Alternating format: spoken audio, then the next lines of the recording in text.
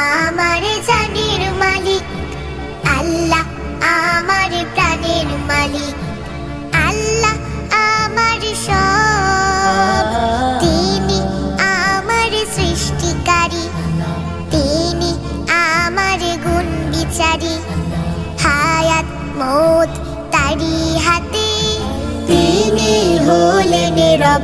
আল্লাহ